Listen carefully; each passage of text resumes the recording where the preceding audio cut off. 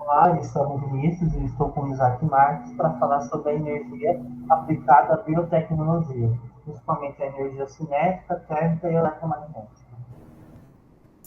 O sumário dos referidos. Para entender energia, a gente tem que entender seu conceito. A energia seria um potencial de executar um trabalho, ou seja, o trabalho é uma aplicação da energia quantificada pelo produto de deslocamento e força. Aí, ó, por exemplo, no esquema, tem o trabalho, que é a força vezes o deslocamento. Para chegar na equação, a relação entre energia e trabalho, principalmente cinética, a gente faz o seguinte. Temos que o trabalho é igual a força vezes o deslocamento sobre a angulação dessa força, né? De acordo com o deslocamento. Temos a equação de Torricelli, que é isso. É G, final ao quadrado, V ao quadrado, V 2A, V 2A. Variação do deslocamento.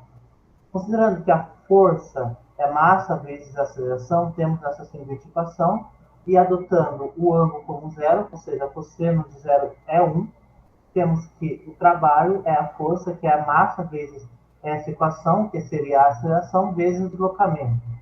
Portanto, deslocamento, a gente tem n igual a v final ao quadrado menos vi ao quadrado sobre 2, que seria a variação da energia cinética.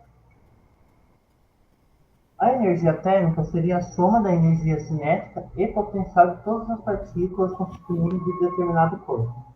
A temperatura está relacionada ao grau de agitação molecular e determinadas temperaturas vão estar associadas a mudança de fase, ou seja, desagregação molecular.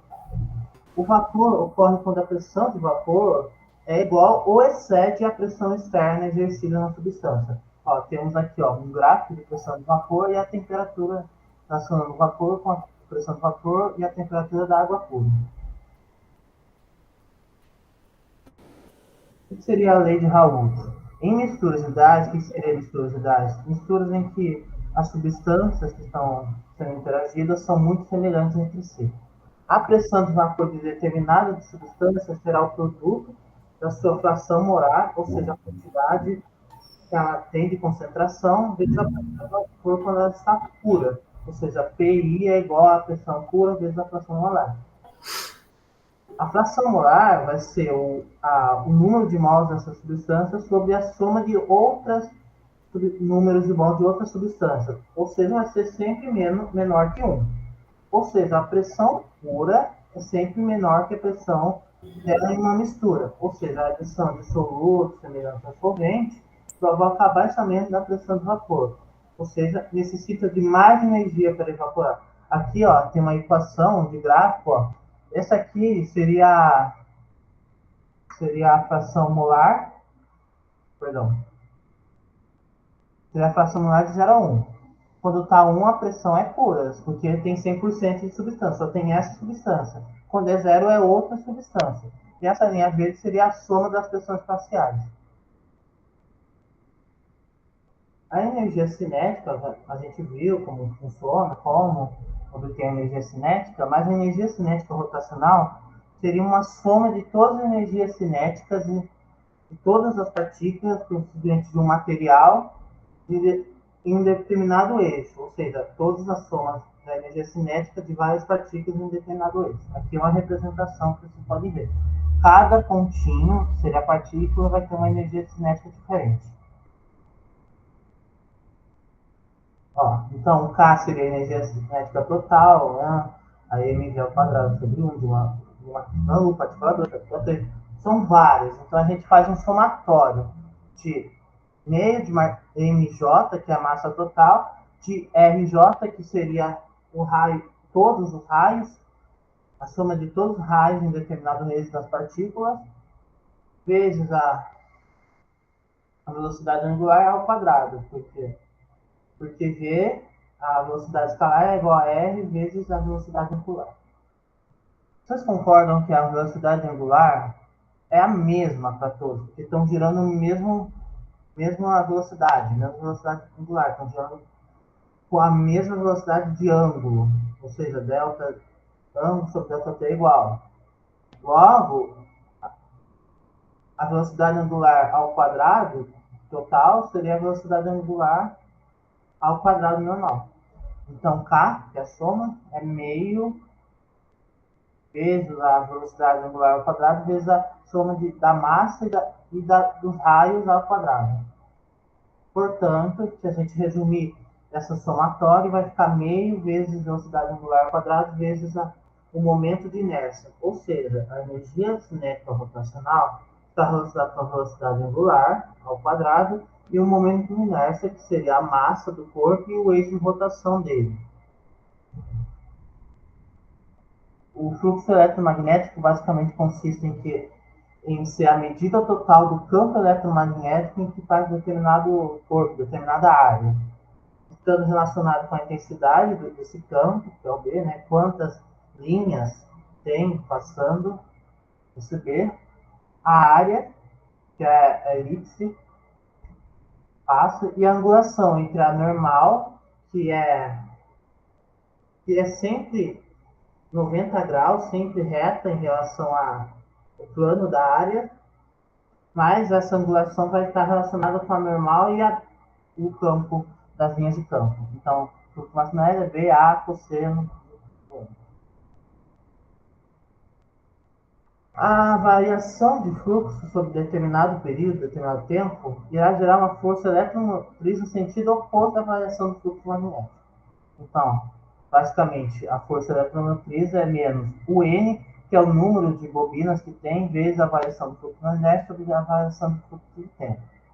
A gente consegue fazer a energia eletromotriz instantânea disso, que seria a derivada do fluxo magnético.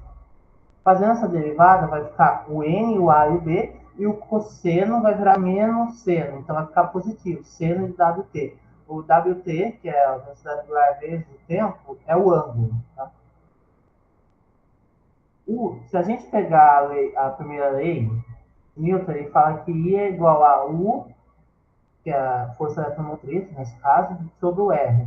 Então, seria tudo isso, N, A, B, W, seno disso, sobre o R. Então, o I seria, em função do tempo, seria o I0, que é o pico do I, da corrente elétrica, vezes o seno. Ou seja, tanto a variação de força eletromotriz quanto a variação de corrente elétrica são dependentes da variação angular, de quanto que isso roda, quanto determinado objeto vai rodar em geradores. Tá? Eu vou falar do uso do bagaço da cana para geração de energia elétrica. Bom, o bagaço da cana pode ser utilizado para alimentação de caldeiras, para a produção de vapor da água proveniente de rios ou lagos para girar uma turbina que produzirá energia elétrica. O entendimento dos conceitos como energia térmica, cinética, rotacional, eletromagnética e elétrica são essenciais para o estudo, aprofundamento da termoelétrica e seus semelhantes. Bom, o bagaço da cana como fonte de energia, estima-se que por volta de 1/3 de todo o potencial energético da cana-de-açúcar esteja contido no bagaço. Uma tonelada equivale a 1,41 barris de petróleo bruto. Esse petróleo sendo de origem fóssil, como todos sabem. Bom, no ano de 2004 a 2005 foram produzidos 386,2 milhões de toneladas de cana, que seriam equivalentes a 1,3 milhões de barris por dia. Parecido com o consumo nacional, que foi por volta de 1,5 milhões por dia, segundo a Nova Cana, em 2014. Bom, o bagaço da cana, como biomassa, tem muitas vantagens, sendo elas a polpa reservatórios, tipo, ocupa muito menos espaço do que os barris de petróleo nas hidrelétricas, sendo muito sustentáveis em períodos de seca. O melhor controle na geração de energia, menor emissão de gases do efeito estufa, energia altamente renovável, grande rendimento energético e produção de aditivos metálicos. A cana-de-açúcar sendo extraído o caldo, vem o açúcar e o álcool, sendo eles parte do bagaço, a biomassa. Aí nesse período vem a queima, daí aí acontece a produção da energia, e a cinza, que são resíduos, são aditivo mineral, servindo para posteriormente sendo usados como fertilizantes. Aqui estão as referências bibliográficas. Muito obrigado, boa tarde, boa noite.